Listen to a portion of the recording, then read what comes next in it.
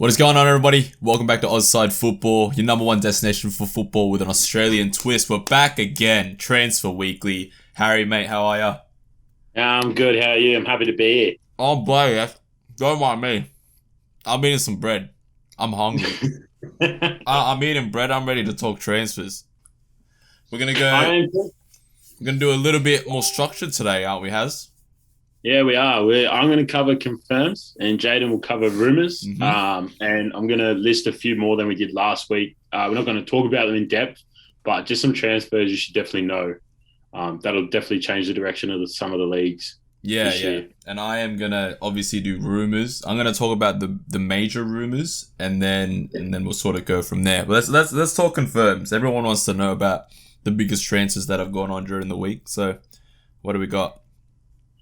All right, so we got a few. Last week we actually missed a few. So last week, Juan Foyth went to Villarreal permanently, which puts him in a backline with Pau Torres and Royal Albiol. Mm-hmm. Very exciting.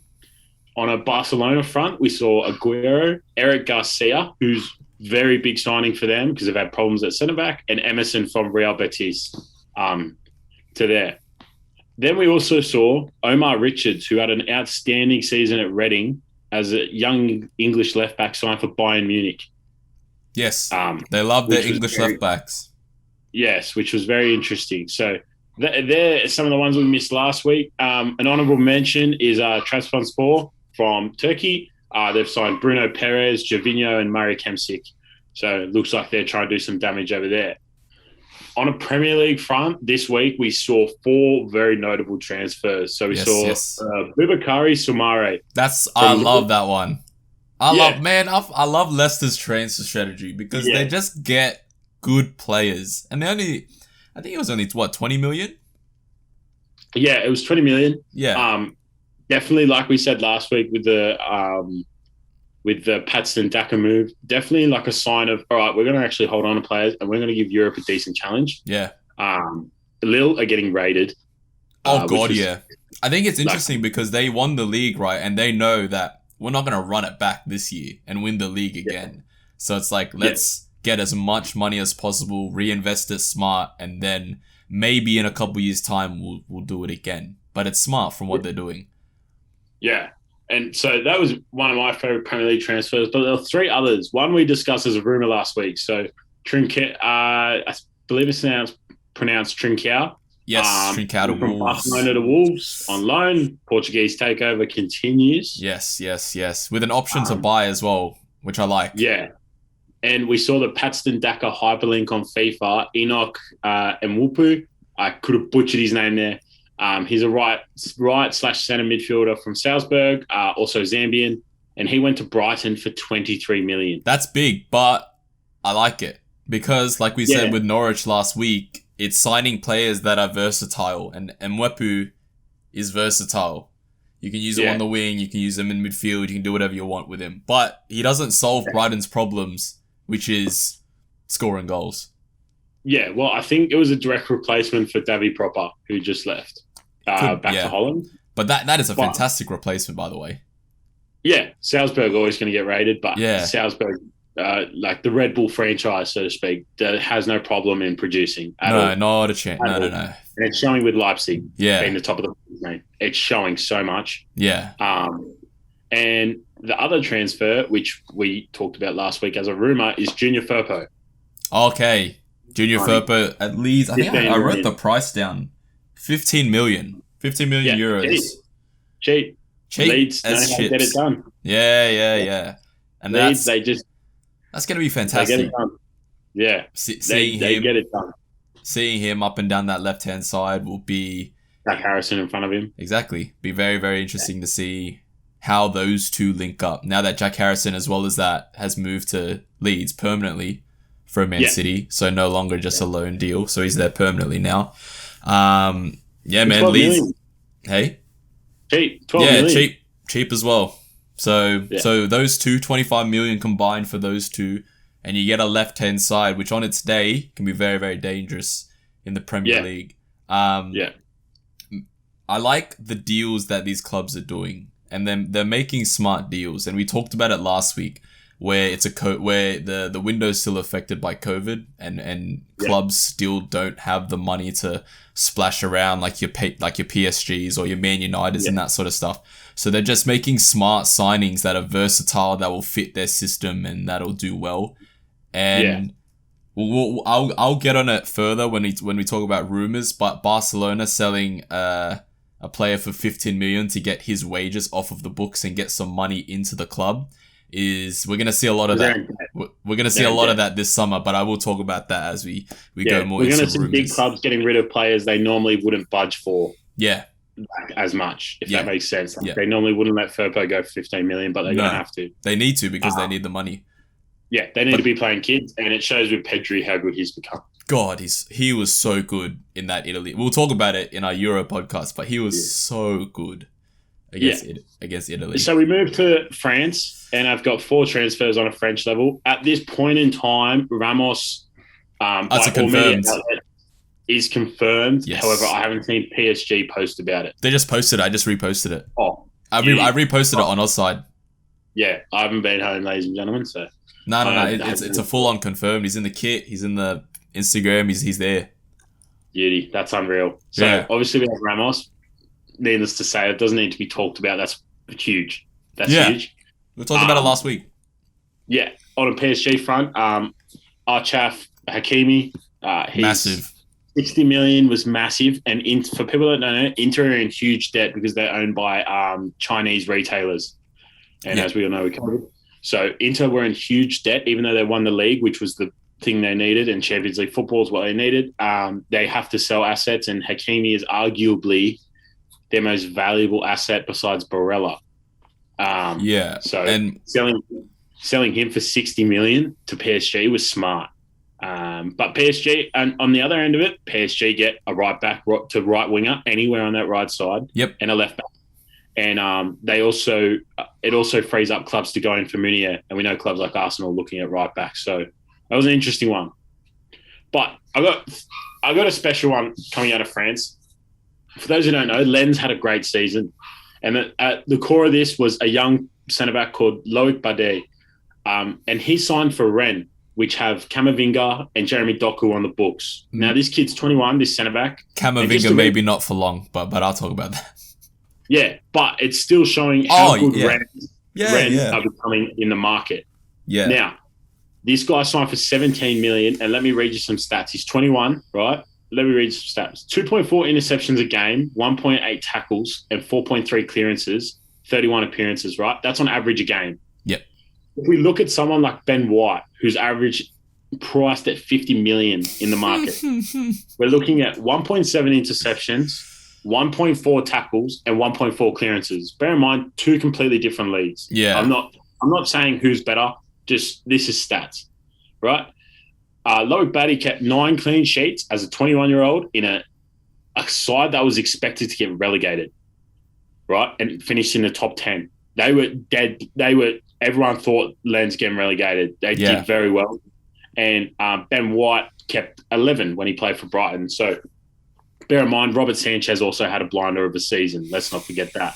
Yeah. But, just to show, 17 million compared to 15 million, and the stats are better in every major compartment of a centre-back. So I thought that was a great piece of business. Obviously, they got Doku and Camavinga. We'll talk about Camavinga in the rumours. We will. Moving on from there, we go to Marseille, who secured 2 great loan deals this week. Marseille are doing business. Yeah. So Florian Thauvin left for Mexico. Yes. Following in Andre Gignac's steps.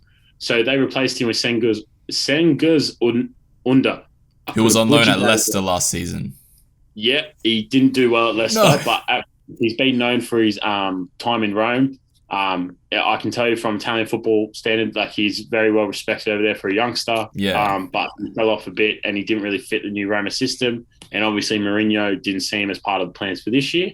So he's the Florian Thauvin replacement. And then we saw Guendouzi come into the side. Yeah, online. And that's his time at Arsenal done as well. So he said his goodbyes and everything, and his time at Arsenal's done. Yeah, so he's there just on loan at the moment, but we all know that Guendouzi's on done. But Marseille, like they're making they're making moves, man. They're more or less than 10 years ago, so they're doing exactly. And I've only got one. I've only got one for the Bundesliga and one for the La Liga. Yep. The La Liga one's very exciting. It's Mitrovic, the Serbian goalkeeper from Ivar, who got relegated. He's gone to Sevilla to be the backup keeper to Bonu. Yeah, good on him. Sevilla, I know what you mean. Sevilla saying, like, Sevilla knows they're in Europe and they're going, all right, we need to make let's rotate. Yeah. And they're not selling.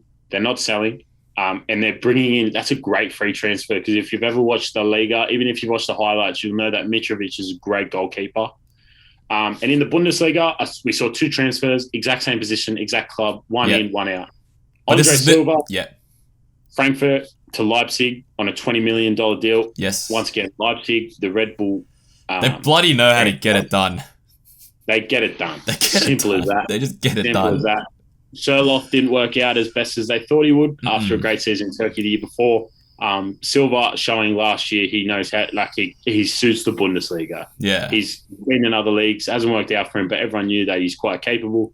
So obviously he's gone there. And then Frankfurt, to replace him, have gone and signed Santos Borré on a free agent out of Argentina. He's a Colombian striker. He's a baller. He's 25. He's very good. And just on a free. So yeah. So I see them bringing in another striker, but yeah, that's awesome business. Yeah, exactly. So yeah, those two moves are two moves that I also really like from the two Bundesliga clubs. Obviously to get Andre Silva for 20 million, that is crazy. Yeah, to get him, especially after the year he had. Exactly, especially after the year he had, to get that kind of striker for 20 million. Like, and then Leipzig have heaps of strikers now. They have Alexander Sorloth.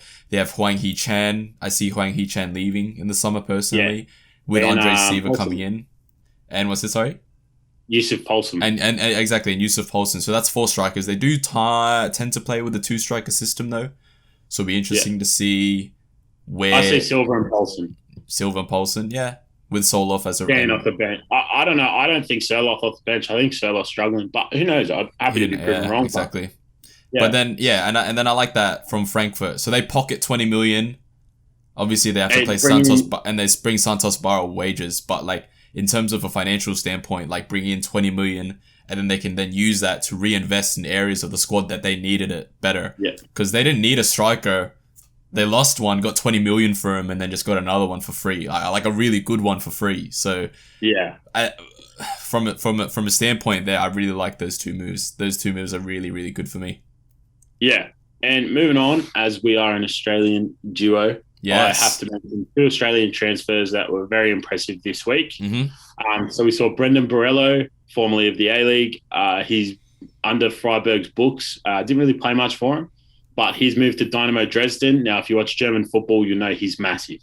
That club is massive. Yeah. Their ultras are nuts. So that'll be good. Second Bundesliga, of course, but it'll be mad. And it's good for the Australian squad that players are playing consistently in those type of leagues. Especially it'd be nice to have them in the top 5 leagues, but at least they're consistent. And you know what? If he plays well at Dresden and they get promoted, guess what? Then he's playing the Bundesliga. Yeah, and especially with the World Cup coming. Yeah, so that's good. And then we saw another one that Australia need to cap. Denny Urick, the younger brother of Tommy Urick, born and raised in Australia. He was playing for HNL Rijeka. I could have got that wrong as well. But he signed for Dynamo Zagreb. And Zagreb led him back to that club straight away because I believe that club did not have a replacement. And he's 23. So, but Zagreb, if anyone watches Europe, is a massive club.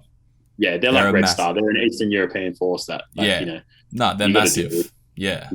So that's another good move for him. And yeah, like 23. By the time the 2022 World Cup comes around, if Australia qualify, he's going to have another half a year under his belt. Yeah. So it just means better things. Yeah. It just means better things. Yeah, and we also saw a big transfer in terms of second division Bundesliga again. Jackson Irvine from Hibernian in Scotland. He went over to St. Pauli, who are a big club as well. And like this is what I say all the time: Australian footballers don't need to come back to the A-League. If you're in Europe, stay in Europe. You get one career. What's the point in coming back to play here when you can do what he does and go to big clubs? They might not be in the big leagues, but they have history. No, but they're big clubs. They have a whole city behind them. So St. Pauli and Dresden are two massive moves for Borello and Irvine. I believe Irvine can play, both of them can play a big part in a World Cup squad for Socceroos if we make it. So, that was all on the confirmed transfers side of things. It's still early in the market. Euros are still going on, obviously, so we're not going to see big moves yet because some obviously are still playing. It's going to get crazier when it finishes. Yeah, but those are early transfers, and you can always tell by early transfers what clubs kind of how they intend to move. Yeah. Best way to put it is like Brentford. Like you can see them moving a bit late at this point in time, even though their transfer system's awesome. But clubs like Leicester clearly are setting up a squad, and then come the end of the market, they'll know, we might sell him on deadline day. Like we might get rid of him on loan type of thing. But Leicester are bringing in some proper reinforcements for a decent European campaign. Exactly. And to hold their own in the league, because when they won the league, they struggled. They fell off. They did well in the UCL, but they struggled in the league. So they'll look to make sure they stay afloat and keep that top 6 spot. So 100%. Now we're over to rumors. We need to talk about the big old Eduardo Camavinga and Rafael Varane to Man United. First off, where the fuck are they getting this money from? To sign Camavinga and Varane and Jaden Sancho, which Camavinga makes a little bit more sense. So Camavinga is on an expiring contract at Rennes. So it's either this season they sell him on or next season he leaves on a free. So it makes sense that they're going to cash in on him now. Talks are either United or PSG. It seems like the Man United link is stronger out of the two. But putting Camavinga, Pogba, Bruno Fernandes in a midfield 3. Yeah. Wow. And afraid to back it up if you need a diamond. Yeah, wow. And Camavinga's French too. So him and Pogba in the midfield, like that sort of connection's already there.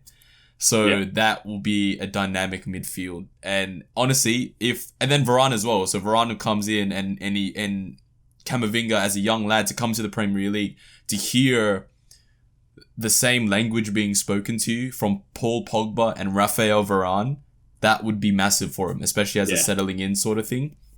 So I think, hypothetically, these two deals go through, Varane and Camavinga. You're looking at Man United and you're looking at a title-challenging team. We said it with the Sancho deal. We said how the Sancho deal is sort of like a precedent for what they're going to do this season. Like a sort of a statement of intent, if you will. But adding these two guys as well as Sancho, massive. Because it fixes their problems. Sancho fixes their right-hand side. Camavinga fixes their midfield, and Man United fans saying that they need more of a 6 or more of an 8 in their midfield to go along with Pogba. And then it fixes their centre-back issues where you're like, who's the best partner for Harry Maguire? Well, that's Rafael Varane, because he can play with the ball. He's not just this big hoof fridge that heads balls all day. So he fixes that as well. And then you look at Man United's squad and you think, fuck, like they got a squad.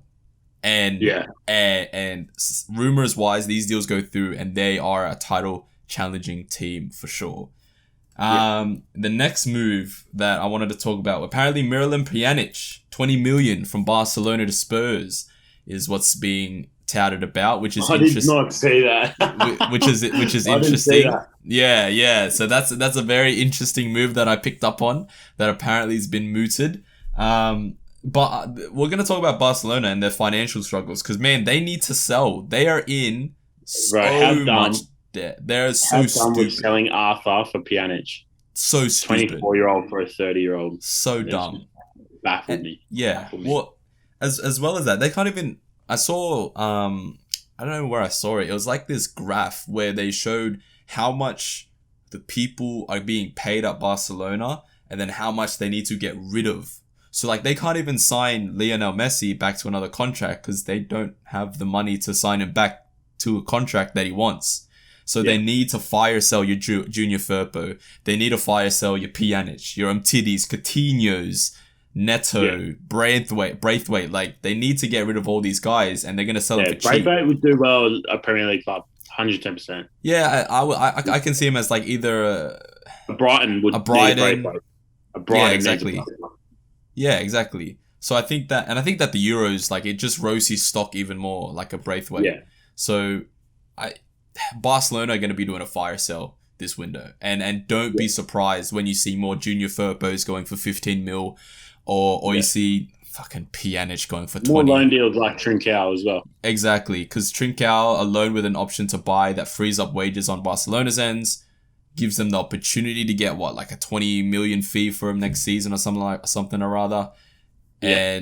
And it just, because they need to re-sign Lionel Messi. That's their main priority. So they need to get rid of players in order to do that. I think it's going to be interesting to see where Coutinho lands. Coutinho's linked with Everton, and that's an interesting one for me because the Rafael Benitez link is there as well. He played well with Benitez in the Liverpool days, so that's interesting to see there. But then we also have James Rodriguez, but I wouldn't mind both. Give me both. Give me all the 28, 29-year-old central attacking midfielders. Attacking midfield. Whatever. Yeah, we did it in 2016. Grind. Yeah, exactly. If this was FIFA 15, I'd be dreaming right now. Yeah. I see an Umtiti going somewhere interesting. I know, like you want him at Arsenal. I'd love him at Arsenal. As a centre back option. Love him. Exactly. Love him. So that could be interesting there. Obviously, I don't know. Why would Pjanic go to Spurs? Why would Spurs even want Pjanic? I don't get it. Yeah, I don't know, but you know what? They do play with centre midfielders, so Pjanic is good. He's old. I just don't see why he'd pay money. Depends. 20 million seems like a lot for a 30-year-old. That's not like crazy good, but at the same time, like it could be an absolute steal, especially with players like Ndombele in that midfield with Højbjerg. And Lo Celso as well. They have Lo Celso, who's really good in his day. Spurs seem to sign some great players and then just not know what the fuck to do with them. Nah. Well, it baffles me. I don't know. Well, they have a director. Even Lucas Moura, like he's produced some moments for them, but like God, he could have been used better. Yeah. And whatever. Spurs are just whatever. I want to do a whole video about Spurs because I feel like they're just like the most interesting club this summer to look at. But you know what? Whatever. And then I'll do my last one. Let's talk about Ben White. We talked about him last week. We'll follow up on Ben White, and it looks like he's getting very close to joining Arsenal for 50 million. And William Saliba is going on loan to Marseille. So the third year in a row where William Saliba will not play in an Arsenal shirt. What do you think, Harry, as our resident Arsenal fan? Shocking. Like, what are they doing, man? What is going on in that club? And they're also talking, while we're on Arsenal, they're also talking about replacing Bernd Leno, who's a fantastic goalkeeper, with Aaron Ramsdale. Oh, bro! Like, what are they doing? Like, I feel like AFTV right now, just like about to lose my mind over it. But like, this is what I mean. If a club like Rennes can identify a good young centre back for less than 20 million, who is in charge of Arsenal's recruitment? Exactly. Like, yeah, it just, and 50, it's an English tax, like I said, and I'll stand by it. If he was Saudi Arabian, he's worth 10 to 15. 10, 15, 20 million. Yeah, but that English tax just shoots him up. And I have no idea why, but it's just that hype and all that other good stuff. But it seems like Mikel Arteta really wants him. Nonetheless, 50 million, might be too much. We said 80 million for Maguire is too much. Look, it is, but Maguire has put his national team into a Euro final, a major tournament final. Yeah, and furthermore has solidified a Man United backline that before he got there was shambles. Had Phil Jones. Yeah, it was shambles. Yeah. So, like, say what you want about the price tags on Maguire, but Ben White, hopefully he does the same, proves a lot of people wrong, and gets in there. Like, we know what he did at Leeds when they're in the championship. He was huge for them. He was. I think he got voted one of the best championship players of the year that season. So, like, we know what he can do. Hopefully he steps up for Arsenal and he, like, just sorts out that back line, eh? Just gets him in order. Because next to Kieran Tierney, he could actually be quite good. But you need a right back, a midfielder, an attacking midfielder, not a goalkeeper, and a centre back. Right back wise, I know it's not a rumour, but hopefully I make it a rumour right now. Thomas Meunier to Arsenal, please. Someone who can play right back, right mid. So in an attacking sense, works out that way. Meunier's watching him at the Euros, but nonetheless, that's not a rumour yet. But yeah, Ben White, I didn't think he was going to go to Everton because Neither did I. Personally, Everton don't need him. No. Yerry Mina and Ben Godfrey are good enough. Michael Keane, third choice, and Mason Holgate. I believe you mentioned, Holgate, but I believe you mentioned another guy. Jared Braithwaite. Yeah. So 5 centre backs there. Even if you play 3 at the back, you got more than enough. Don't need Ben White. Yeah, and Brighton obviously need the money if they're signing players like Mwumpu for 23 million. So if they can sign another guy like Mwumpu for the exact same price if they sell Ben White and be in a green zone. Yeah, exactly. So, yeah, but Arsenal-wise, what do you do? What do you do, eh? Like, what do you do? It's so crazy because it's amazing because you're not being linked with any right backs of note. Nah. You got midfielders linked, which is fine. But saying typical Arsenal fashion, they'll just sign some like you could never guess it. You could never guess it, and they'll just sign them like that. Just typical Arsenal fashion, just like that. Yeah, like tomorrow you have a right back tomorrow. Yeah, and you just be like, what? And it never really works out. Never really works out. So randomly you hear that, we signed Cedric on a permanent.